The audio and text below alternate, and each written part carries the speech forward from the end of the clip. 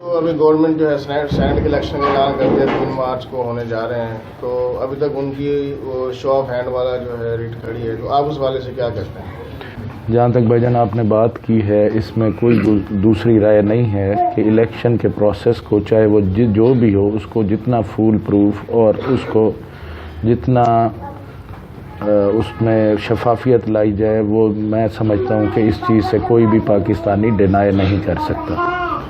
لیکن کئی مسائل ایسے ہیں جن کو ٹیبل پہ بیٹھ کے حل کیا جا سکتا ہے. حکومت کا آرڈیننس لانا اس بات کی ایک بالکل واضح انہوں نے بتا دیا کہ ہمارے پاس جو ہے وہ ممبرز یا ہمارے پاس تعداد پوری نہیں ہے کہ وہ اپنا یہ کام جو ہے اسمبلیوں کے تھرو کرا سکیں. جب بھی کسی حکومت کے پاس ایک قانون پاس کرانے کے لیے ایک واضح میجورٹی نہیں ہوتی اور اس کے اوپر کسی نہ کسی وقت میں سٹانس ہم دے چکے ہیں. اب اوورسیز کے حوالے سے میں ایک ضمناً بات کروں گا، جو سمری ہمارے ٹائم پہ موو ہوئی تھی اس میں یہ سارا کچھ تھا جو آج ہے. اس میں پھر کوشش یہ ہوتی ہے کہ جب آپ کے پاس نمبر نہ ہو کسی بھی بل کو اپروو کرانے کے لیے، تو پھر آپ کو کنسنسس کرنا چاہیے. 18ویں ترمیم میں جس طرح سے ہوا تھا، پیپلز پارٹی نے تمام کو بٹھایا تھا کیونکہ ان کو پتہ تھا کہ ہمارے پاس نہیں ہے اس کو وہ کرانے کے لیے. اس میں کنسنسس کریٹ ہوا. یہ حکومت جو اپوزیشن کے ساتھ بیٹھنے کو نہیں تیار، وہ کس قسم کا کیا سینسس کر سکتے؟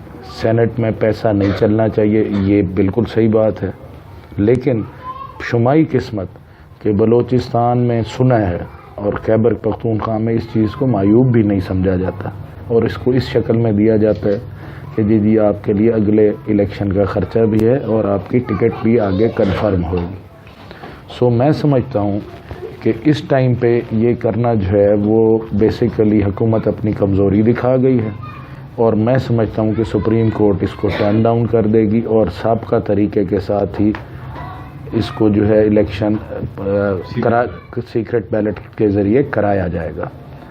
ہاں، اس پہ ضرور کام ہونا چاہیے، یہ منڈی بند ہونی چاہیے، اور اس کے لیے حکومت پہ سب سے زیادہ ذمہ داری آتی ہے کہ وہ کنسنسس کرے.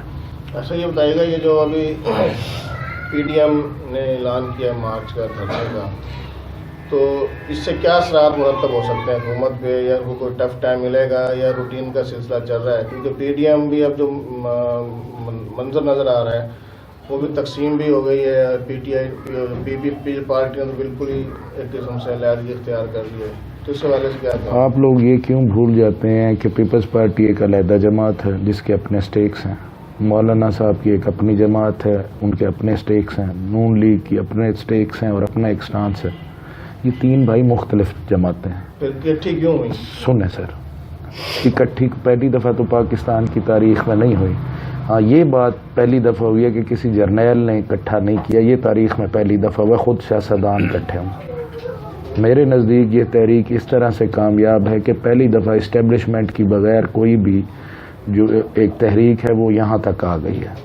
ٹھیک ہے، کوئی بھی ہر بندے کی ہر جماعت میں ہر قسم کے. اب ہم ملتان میں آپ کو مثال دوں، ہمارے لوگ پیپلز پارٹی کی جو ہے وہ تھی، وہاں پہ میزبانی تھی، تو ہمارے کئی لوگ جو ہے اس چیز سے تھوڑے ریلیکٹنٹ تھے. ٹھیک ہے، ہر پارٹی اپنا سٹانس لیتی ہے، ہر موقع پہ ہر بات پہ اپنا ہوتا ہے، لیکن ایک چیز پہ سب متفق ہیں کہ یہ حکومت نااہل ہے اور یہ غلط طریقے سے لائی گئی، اور اس نے جو 3 سال میں ملک کا حشر کیا ہے. اب میرا نہیں خیال کہ لوگ عمران خان کی کوئی بات سننے کو تیار نہیں ہیں. اپوزیشن اگر یہ تحریک بھی نہ چلاتی تو کیا کرتی؟ آج اگر یہ لوگ سڑکوں پر نہ ہوتے تو یہ ان کے ہوتے ہوئے، اتنے پریشر کے ہوتے ہوئے وہ منمانیاں کر رہے ہیں، اور پھر اپوزیشن کو تانا ملتا کہ آپ سوئے ہوئے ہیں، آپ کسی ایشو پہ بات ہی نہیں کر رہے.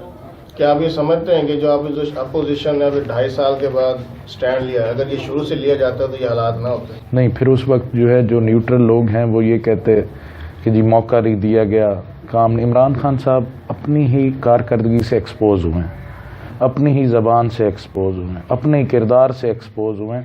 اگر کوئی ان کو اور ایکسپوز کرتا تو وہ کسی نہ کسی پردے کے پیچھے چھپ جاتا ہے. اب جو ہے وہ انہوں نے سب کھل کر سامنے آیا اور ان کی نااہلی جو ہے وہ پوری قوم کے سامنے. بلدیاتی الیکشن میں کیا کرنے جا رہے ہیں؟ تیاریاں کیسی ہیں؟ بلدی الیکشن پہلے تو یہ کہ ہوگا کہ نہیں ہوگا، اب نئی حلقہ بندیوں کو بھی انہوں نے اعلان کر دیا ہے. حالانکہ میری انفارمیشن مطابق انہوں نے جو سروے کرائے ہیں 123 24 ہیں، میں 33 ہیں یا 23، میں تھوڑا مکس اپ ہوں اس میں، تو ان کو ہے کہ 100 سے اوپر جو ہے جو تحصیلیں ہیں وہ نون لیگ کی طرف انکلائنڈ ہیں.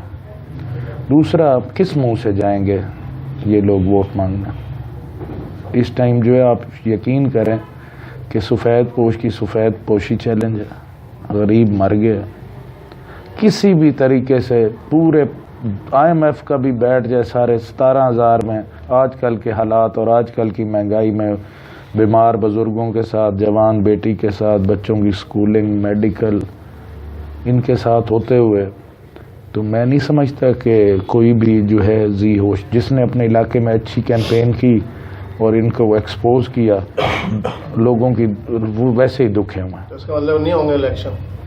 ہونے چاہیے، کرائیں ان کو. بلدیات کی پیداوار ہیں ہم تو میں سمجھتا ہوں 2002 والا جو ہے، میں تو آج بھی کہوں گا کہ اسی نظام کو واپس لایا جائے.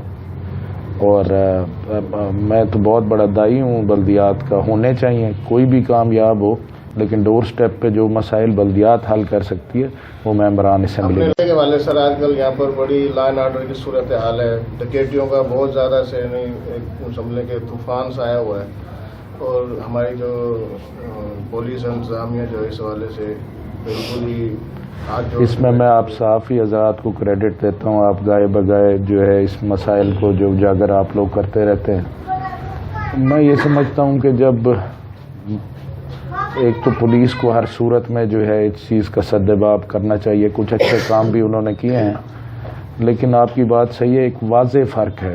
میں تو اگلے دن حیران ہو گیا، میں کسی پولیس والے سے پوچھ رہا تھا سال کے اخیر میں، تو پرچے جو ہیں وہ 900 تک گئے ہوئے تھے. ہمارے ادوار میں یہ 600 650 سے آپ لوگ چیک کر لینا، اس کے اوپر نہیں ہوتے تھے. FIR رجسٹر ہونا کوئی بری بات نہیں ہے، ہونی چاہیے. بٹ ایشو یہ ہے کہ میں نے اس دور میں نا بڑے بڑے اچھے لوگوں کو بے ایمان ہوتے دیکھا.